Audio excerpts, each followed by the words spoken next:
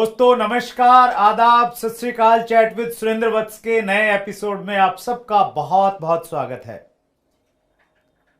बहुत आभार जिस प्रकार से आप इस चैनल को प्रमोट करते हैं, रिकमेंड करते हैं, कमेंट्स करते हैं, सब्सक्राइब किया हुआ है आपने। बहुत सारे नाम हमारी फहरिस्त में हैं जिनको हम बुलाना चाहते हैं और जिनको आप सुनना चाहते हैं, और उसी लिस्ट में एक ऐसा नाम आज हमारे सामने है जिनकी कहानी से पर्सनली मैं बहुत प्रभावित हूं, और जब आप उनकी कहानी सुनेंगे आप भी उनसे इंस्पायर हुए बिना नहीं रह पाएंगे, ये मैं आपसे वायदा करता हूं। सो आइए हम सब लोग मिलकर बहुत उत्साह के साथ में स्वागत करें। आज की हमारी मेहमान लखनऊ से हमारे बीच में पधारी हैं पूर्णिमा सिंह। पूर्णिमा, चैट विद सुरेंद्र वत्स में आपका बहुत बहुत स्वागत है। Thank you so much sir, thank you so much मुझे इनवाइट करने के लिए। बहुत ही अच्छा लग रहा है आज मुझे, बिकॉज जब डायरेक्ट सेलिंग की शुरुआत की थी तो मतलब आपका चैनल देखते देखते ही कहीं ना कहीं पॉजिटिव रहना सीखा था, लेकिन कभी सोचा नहीं था कि इस चैनल पे एज एन शो पे मैं गेस्ट रहूंगी। तो बहुत बड़ा थैंक यू कि आपने मुझे इन्वाइट किया। Thank you so much sir. आपका सफ़र डायरेक्ट सेलिंग का पूर्णिमा बहुत ज़्यादा नहीं रहा है, क्योंकि आज आप एक सेलिब्रिटी हैं और एक सेलिब्रिटी की कहानी सबको मालूम होती है।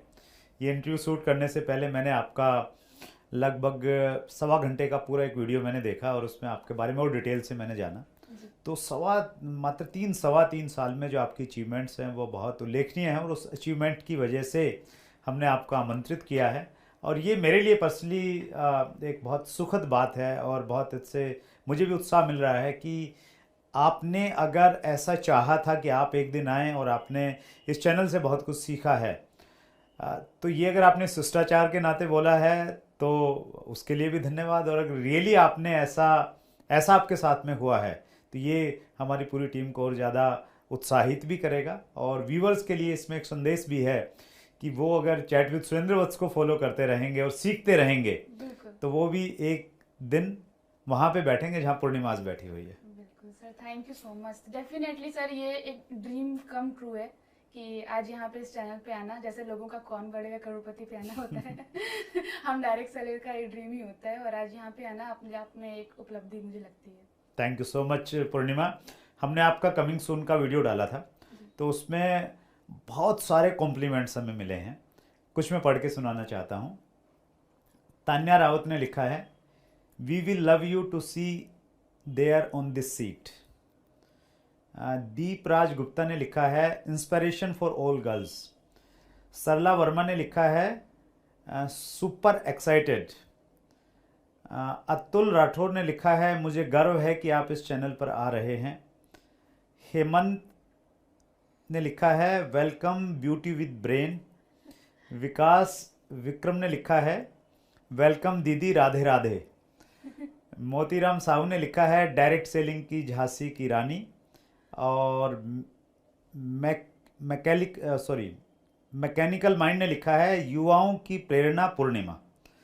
बहुत सारा ब्लेसिंग्स बहुत सारे लोगों ने आपको दी हैं, और जब आपको इतना सारा प्यार मिलता है लोगों को कैसा लगता है? बहुत ही अच्छा लगता है। मुझे ऐसा लगता है कि जितना प्यार मुझे यहाँ इस इंडस्ट्री ने दिया है उतना मुझे कहीं से नहीं मिल सकता था। बहुत ही अच्छा लगता है, और जब लोग मुझे देख के देखते हैं कि हाँ ये लड़की आगे बढ़ रही है तो मैं भी आगे बढ़ सकती हूँ, तो जो हिम्मत उनको मिलती है मुझे देख के, वो मुझे बहुत ही अच्छा फील कराती है। बहुत ही अच्छा। That's great. पहला प्रश्न पूर्णिमा आपके लिए है, आपकी ज़िंदगी का अब तक का सफ़र और उससे सीखे गए सबक। सर, मैं अपने बारे में बताऊं तो मेरा जो जन्म हुआ था वो इलाहाबाद मांडा के एक बहुत छोटे से गांव में हुआ था।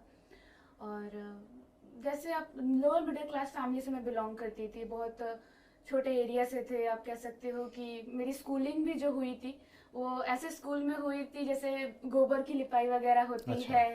पीपल के पेड़ के नीचे मेरा स्कूल था, और जो नर्सरी प्री नर्सरी केजी वगैरह जो भी क्लासेस होती है कोई क्लासेस मैंने की नहीं है, क्योंकि मेरा डायरेक्ट एडमिशन फर्स्ट क्लास से ही हुआ था।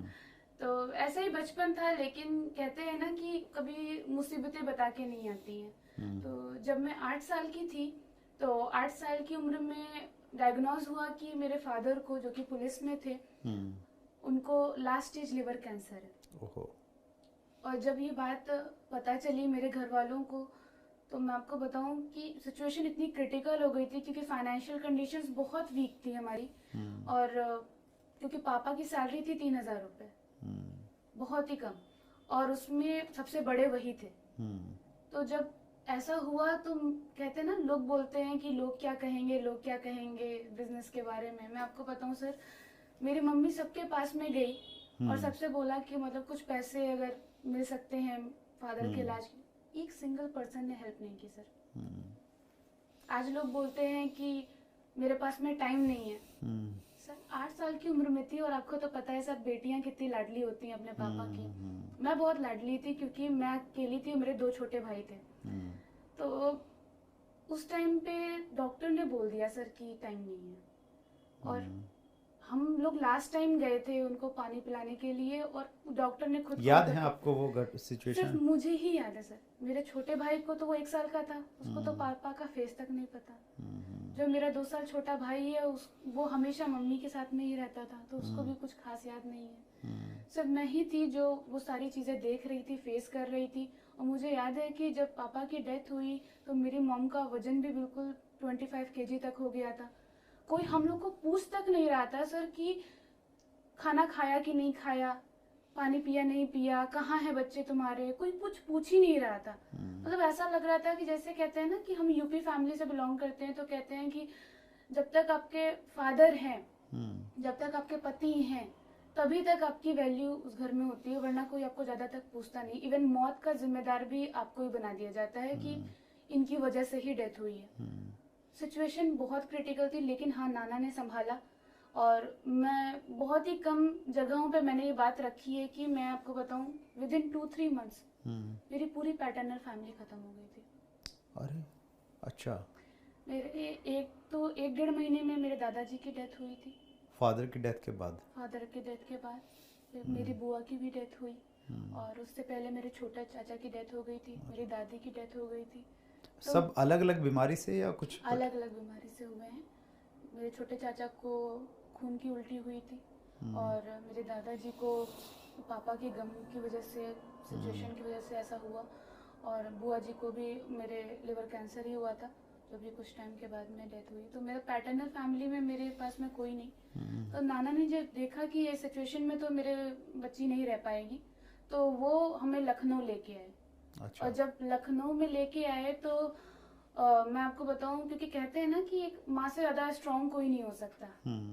जिस टाइम पे मेरी मम्मी को शोक मनाना चाहिए था, जिस टाइम पे रोना चाहिए था, उस टाइम पे मेरी मम्मी ने ये डिसीजन लिया कि मेरे बच्चे पढ़ेंगे कैसे। तो मेरे पापा की जो पुलिस की जॉब थी वो मेरी मॉम ने ली। और अभी क्या है कि हम तुरंत जॉब नहीं ले सकते, तो उनको सारा ट्रेनिंग वगैरह सारा प्रोसीजर फॉलो करना था।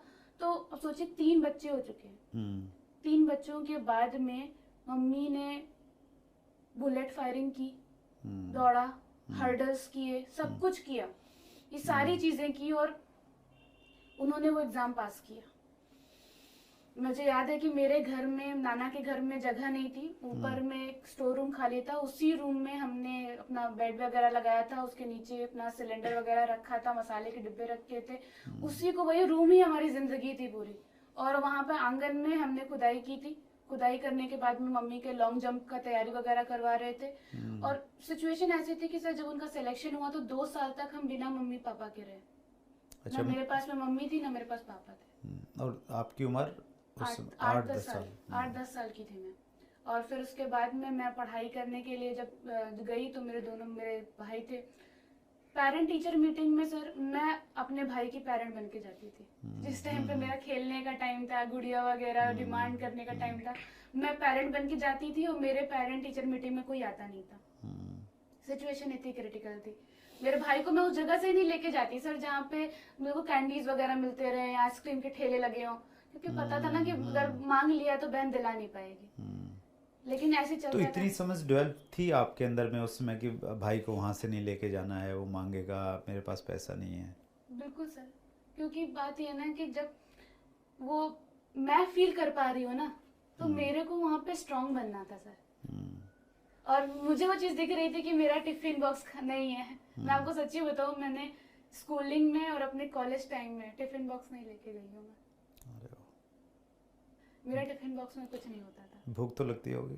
बाहर दोस्तों के टिफिन खाते थे हम, जो उनके में से बच जाए, इधर से बच जाए, उधर से बच जाए, ऐसे करके हम खाते थे।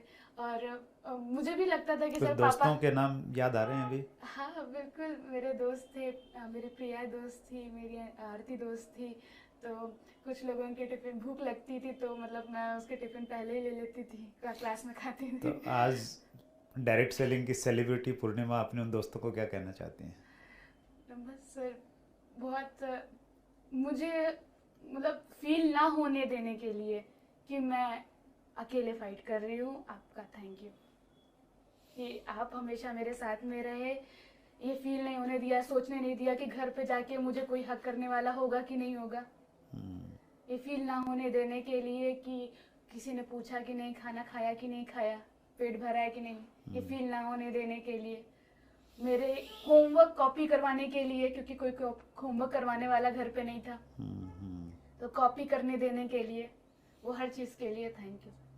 तो पर भाई आपकी जो पढ़ाई थी उस पर क्या इफेक्ट पड़ा इसका, इन सब चीज़ों का? सर इफेक्ट सर ये है कि मैंने जब नाना से पूछा ना कि नाना ये लाइफ कब मिल सकती है, तो मेरे नाना ने एक चीज़ बोला कि तुम अच्छी पढ़ाई करोगी, अच्छे मार्क्स लेके आओगी और अच्छी जॉब करोगी, तो तुम अपनी लाइफ में वो सब चीज़ अचीव कर सकती हो जो तुम करना चाहती हो। और बस मुझे यही करने की थी।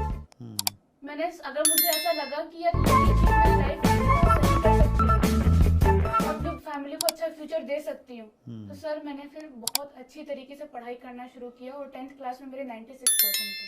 अरे वाह, तो उस समय ट्यूशन वगैरह ट्यूशन नहीं था, रहे होंगे तो? सर मैं हिंदी मीडियम से इंग्लिश मीडियम में आई थी। गांव में तो हिंदी मीडियम में पढ़ रही थी, कहाँ गांव के स्कूल में थी। जहाँ पे मैं लखनऊ आई तो इंग्लिश मीडियम स्कूल में मैं पढ़ रही थी। तो लेकिन यस, अपने आप को डेवलप किया, काफ़ी डेवलप किया। तो 10th के बाद फिर जो सोचा था कि भी नंबर आ जाएंगे, सब कुछ बदल जाएगा, तो क्या बदला फिर 96% आ गए? सर दूध के ग्लास में बॉर्नविटा मिलके मिलने लगा। अच्छा, पहले दूध का ग्लास मिलता था, उसके बाद में उसमें बॉर्नविटा मिलने लगा। तो ज़्यादा कुछ खास नहीं, बस मम्मी ने कहा कि 2 साल और अच्छे से पढ़ाई करो, लाइफ थोड़ा सा और बेटर होगी। 12th क्लास किया तो 12th क्लास में PCM से किया क्योंकि मार्क्स बहुत अच्छे थे, साइंस फील्ड में काफ़ी इंटरेस्ट था। लेकिन कहते हैं ना, धीरे धीरे आप अपने आप को ग्रो करते हो तो पता चलता है कि आपका इंटरेस्ट कहाँ पे ज़्यादा है। तो मैं स्केचिंग ड्राइंग काफ़ी अच्छी करती थी। अच्छा। तो मेरे दोस्तों ने सजेस्ट किया कि तुम्हें फैशन डिज़ाइनिंग ट्राई करना चाहिए। और जब उन्होंने सजेस्ट किया तो मैंने कहा ठीक है चलो ट्राई करते हैं। तो मैंने जब ट्राई किया सर, मैं बताऊं, इंडिया लेवल पे जो फैशन डिजाइनिंग के सबसे बेस्ट कॉलेज है, निफ्ट, NID एंड पर्ल, वो तीनों क्रैक किए मैंने। अच्छा, वाह, क्या बात है। और मेरा मुंबई ब्रांच में सिलेक्शन भी हुआ। और सर लेकिन जब मैं बहुत खुश हो गई, मम्मा के पास में गई और मम्मा से पूछा, बोला कि मम्मी मेरा सिलेक्शन हो गया है, तो मम्मी ने कहा कि हम तुम्हें पढ़ा नहीं सकते क्योंकि वहाँ पे 80,000 एक सेमेस्टर की फीस है। 4 साल का आपकी पढ़ाई कम से कम 10 लाख में जाएगी। अगर सारे पैसे तुम्हारी पढ़ाई में लगा दिए, दोनों भाइयों को क्या पढ़ाऊंगी मैं। और सर मेरी मम्मी, मैं आपको बता दूं सर, पुलिस में है, गवर्नमेंट जॉब में है, करंट टाइम पे इंस्पेक्टर है। वो तो उस समय आपको बुरा नहीं लगा जब मम्मी बोल रहे हैं आप चाह रही हैं पढ़ना, मम्मी बोल रहे कि नहीं पढ़ा सकते? सर बहुत बुरा लगा था, लेकिन मुझे एक चीज़ ये भी पता थी कि मुझसे भी ज़्यादा मम्मी को बुरा लग रहा होगा कि मुझे पढ़ा नहीं पा रही हैं। उन्होंने एक चीज़ बोली सर जो मुझे लगा, बहुत अंदर से खटकी भी। उन्होंने कहा कि देखो तुम्हें तो दूसरे के घर जाना है, ठीक है, तो बेटा है उसको घर चलाना है, ठीक है, तो अगर उसकी पढ़ाई में ज़्यादा हमें देना पड़ेगा। तो मुझे एक चीज़ समझ में आई ना कि सर लोग बोलते हैं कि लड़कियों का कोई घर नहीं होता, लेकिन ये भी सच है कि लड़कियों के बिना भी कोई घर नहीं होता सर। बस लेकिन कहते हैं ना कि अपने भाई के लिए सेक्रीफाइस दे रही थी, और सेक्रीफाइस देने में तो हमेशा सर कॉम्प्लीमेंट मिलता है, ठीक है। तो बहुत बोला गया कि हाँ बड़ी लड़की है, देखो कितना संभाल के, देखो उसने अपने ड्रीम्स को गिव अप कर दिया, देखो भाई के लिए किया। तो थोड़ा सा कॉम्प्लीमेंट मिलेगा कि चलो ठीक है, भाई के लिए तो कर रही हूँ, अपने छोटे भाई के लिए तो कर रही हूँ। तो ऐसा करके सर मैंने बीटेक स्टार्ट किया। बीटेक का एक मैंने एग्जाम दिया था। हाँ, UPSC क्लियर किया था मैंने, क्योंकि रैंकिंग बहुत अच्छी थी, क्योंकि मेरे मार्क्स बहुत अच्छे आए थे। तो कॉलेज में मैंने सिविल इंजीनियरिंग ज्वाइन की। कॉलेज में पढ़ाई कर रही थी, मार्क्स अच्छे लेके आने की कोशिश कर रही थी, 83% मेरे मार्क्स थे। क्योंकि सर रास्ता तो वहीं से था ना, कि मार्क्स अच्छे लेके आएंगे, पढ़ाई अच्छी करेंगे, टॉप करेंगे तो फिर जॉब अच्छी मिलेगी। लेकिन कहते हैं ना कि सर इंजीनियरिंग कॉलेज में मेरे को इंटरेस्ट बिल्कुल नहीं था, लेकिन करना वही पड़ा। 4th ईयर में आई, 4th ईयर में देखा कि अब आगे क्या। सीनियर्स को देख रही हूँ, उनको तो जॉब है नहीं। देख रही हूँ टॉपर भी उसी लाइन में लगा हुआ है, तो एक्सपीरियंस पर्सन उसी लाइन में लगा हुआ है। अब अगर गेट एसएससी की प्रिपरेशन अगर मैं करूँ तो पैसे कहाँ से लेके आऊँ मैं 4 घंटे से ट्यूशन पढ़ाती थी कि मैं अपने पॉकेट मनी अरेंज करूँ। 9th क्लास 8th क्लास से मैं ट्यूशन पढ़ाती थी 4 घंटे कि मैं अपने खुद की पॉकेट मनी अरेंज कर पाऊँ। मैंने कहा कि अब ये तो ऑप्शन मेरे पास में नहीं रहा कि मैं बार बार मम्मी से पैसे मांगूं कि भाई मुझे गेट एसएससी की प्रिपरेशन करनी है। तो ये सिचुएशन चल रही थी सर, और ऐसी सिचुएशन के साथ में मैं आपको बताऊं, जैसा होता नहीं है कि एक मैंने लाइफ में पहले ही देख लिया था कि भाई घर का कोई मेंबर ना रहे तो घर में पैसा नहीं आता है। बोलते तो हैं पापा मम्मी कि हम हैं अभी तुम्हें देखने के लिए, तुम्हें कुछ करने की जरूरत नहीं है, लेकिन बताना भूल जाते हैं कि जब हम नहीं रहेंगे तब क्या होगा। तो अब सर ऐसी सिचुएशन चल रही थी, लेकिन कहते हैं ना सर कि जब आपकी लाइफ में कुछ ऐसा हो रहा होता है तो भगवान के घर देर है लेकिन अंधेर नहीं है। और लाइफ में सर वेलकम हुआ मेरे 4th ईयर में डायरेक्ट सेलिंग का। डायरेक्ट सेलिंग मेरी लाइफ में आई। एक सीनियर थे, उन्होंने मुझे डायरेक्ट सेलिंग के बारे में बताया। अच्छा। और फिर बहुत खुश, बहुत हाईली एक्साइटेड, बिल्कुल लाइफ में ऐसा लगा कि क्या हो गया। लेकिन पहले तो सर बिलीव नहीं हो रहा था, क्योंकि मैं अप्रोक्स में उससे 6 महीने पहले मैं डायरेक्ट सेलिंग की इंडस्ट्री की 2-3 सेमिनार्स अटेंड कर चुकी थी। तो मुझे लगा कि सर ये नेगेटिव है, क्योंकि ये मेरे दोस्त लोग तो इनके ऊपर तो कुछ असर दिखा नहीं, तो मेरे ऊपर क्या ही असर दिखेगा। तो थोड़ा सा नेगेटिव थी। लेकिन जो सीनियर ने क्वेश्चन पूछा, उन्होंने एक चीज पूछा कि पूर्णिमा एक बात बताओ, तुम इंजीनियर बनने जा रही हो, अगर 1 महीने बीमार पड़ गई तो तुम्हारे घर में पैसा आएगा? अगर तुम डॉक्टर होती, तुम 1 महीने बीमार पड़ जाओ, क्या तुम्हारे घर में पैसा आएगा? क्या तुम्हारी मम्मी सर्जरी कर सकती है तुम्हारी जगह पे? तुम्हारा भाई सर्जरी कर सकता है? नहीं कर सकता। तुम लॉयर हो, तुम्हारा कोई केस नहीं लड़ सकता तुम्हारे बिना। तुम्हारे घर में पैसा कहाँ से आएगा अगर तुम 1 महीने के लिए भी कुछ भी दिक्कत आ गई तो मुझे मेरे पास इसका आंसर नहीं था। और जब मुझे इसका आंसर मिला ना कि डायरेक्ट सेलिंग से मिल सकता है, इट्स पॉसिबल, तो फिर मुझे और कोई क्वेश्चंस पूछने की जरूरत नहीं लगी। मैंने बहुत खुश होके, मैं बहुत हाईली एक्साइटेड होके घर पे गई। और घर पे जब मैं गई खुश होके, तो जिस तरीके से कहते हैं ना कि अभी आपको कोई बताने वाला नहीं है कि तुम ये काम नहीं कर सकते, लेकिन जैसे घर पहुंचे बताने वालों की संख्या एकदम लाइन से खड़ी थी। मम्मी ने बोला कि ये क्या लेके आई हो सामान, क्योंकि वहां पे मैं बताया गया था सामान लेके आओ तो फिर घर में यूज करवाओ। हाँ, यूज करवाओ, क्योंकि सर मैं ट्यूशन तो पढ़ाती थी तो पैसे थे उस टाइम पे थोड़े बहुत मेरे पास में। तो उन्होंने कहा कि ये सारा सामान जैसे लेके आई हो, जिस स्पीड से उसी स्पीड से बाहर फेंक दो, वरना तुम भी बाहर निकाल दूंगी मैं। कहेगी अधिकारी की लड़की सिर्फ अधिकारी बनेगी। अच्छा। कोई तेल साबुन शैम्पू का बिजनेस नहीं करने वाली है, ठीक है? तुम्हारे पापा सिपाही थे, मैं इंस्पेक्टर हूँ, तुम ये काम करोगी? इस तरीके से मुझे डांटा। लेकिन सर एक चीज थी ना, लग रही थी कि मम्मी गवर्नमेंट जॉब में है, फिर भी 3 बच्चों को अच्छी तरीके से नहीं पढ़ा पा रही है। मतलब जो वो चाहते हैं एटलीस्ट वो नहीं पढ़ा पा रही। मुझे पता है वो अपनी तरफ से बेस्ट दे रही है, लेकिन जो मैं चाहती हूँ वो नहीं बन पा रही हूँ। तो अगर मैं भी उसी प्रोसेस में रही तो मुझे नहीं मिल पाएगा। तो भाई दशा को बदलना है, दिशा को बदलना पड़ेगा। फिर मैंने काम करना शुरू किया सर। चैलेंजेस काफी थे सर। मैं अप्रोक्स में 5 घंटे 6 घंटे तो अपने स्कूल लाइफ में, कॉलेज लाइफ में थी। फिर उसके बाद कॉलेज से निकलने के बाद 4 घंटे ट्यूशन पढ़ाती थी, 1 घंटे रेस्ट में। 6 घंटे वहाँ, 4 घंटे यहाँ, 10 घंटे तो ये निकल गए। टाइम बिल्कुल होता नहीं था। फिर बस काम करना शुरू किया। तो सर मैंने स्टार्टिंग एक चीज पे की, मैंने कि भाई अपलाइन की बात माननी है, चाहे कुछ भी हो जाए, क्योंकि अगर इनकी बात नहीं मानी तो कल को ये मेरे को बोलेंगे कि इसी वजह से तुम आगे नहीं बढ़े। इसलिए उनकी सारी बात माननी है। तो एक मैंने पहले अपना मेंटर सेलेक्ट किया। अच्छा। और उसके बाद में मैंने काम की स्पीड को बढ़ाया। मैंने फिर एक चीज ठान ली थी कि जब कॉलेज में डायरेक्ट सेलिंग का नाम आएगा ना, मेरा नाम जरूर आना चाहिए। Okay, great. क्योंकि चाहे पॉजिटिव में है चाहे नेगेटिव में है, नाम आना बहुत जरूरी है। ये चीज मैंने ठान ली थी। और इसके बाद मैंने प्लान्स वगैरह शो करना शुरू किया। तो सर होते ना कुछ लोग ऐसे होते हैं जो बैठे ही होते हैं इस ताक में कि नेगेटिव करना है। तो मैंने एक बार जाके उसको बोल दिया कि देख अभी प्लान दिखा के उठी हूँ, अभी जाके नेगेटिव करके आ। 2 बार 3 बार, चौथी बार वो आया ही नहीं नेगेटिव करने के। अच्छा, ओके। फिर मैंने थोड़ी सी बहुत ट्रैवलिंग करना शुरू किया एंड अपने 60 किलोमीटर के एरिया को कवर करना शुरू किया। संडे में मैंने अप डाउन करने शुरू किए, 100 किलोमीटर 200 किलोमीटर ऐसे अप डाउन करना शुरू किए। तो सर मेरा पहला चेक जो आया डायरेक्ट सेलिंग से वो आया 139 रुपीज। अरे वाह, क्या बात है। 139। पहले 6 महीने का क्या एक्सपीरियंस रहा आपका पूर्णिमा? सर ऐसा एक्सपीरियंस था कि सर लग रहा था कि मैं भाग रही हूँ लेकिन मिल नहीं रहा, लेकिन एक चीज थी माइंड में ये सेट था कि यहाँ पर सीखने आए हैं, अपन यहाँ से खाली हाथ नहीं जाएंगे। Okay okay. मेरे दिमाग में ये था खाली हाथ नहीं जाएंगे। पहली चीज तो ये चीज दिमाग में चल रही थी कि यहाँ सीखने को बहुत कुछ मिलने वाला है, तो जितना इनको आता है बात करने का तरीका उतना मैं सीख लूं, क्योंकि अगर मैं बात करना तरीका सीख लूंगी तो चेक भी कॉपी हो जाएगा। पहली चीज तो ये दिमाग में चल रही थी। दूसरी चीज ये चल रही थी कि इनके पास इतने जानने वाले लोग हैं, कल को मान लो कि मैं इंजीनियरिंग में अच्छा करती हूँ तो मतलब मेरे पास क्लाइंट मिल जाएंगे। अच्छा, वाह क्या बात है। तो मुझे एक चीज समझ में आई, नेटवर्क का फायदा कहीं ना कहीं तो होगा ही होगा मुझे।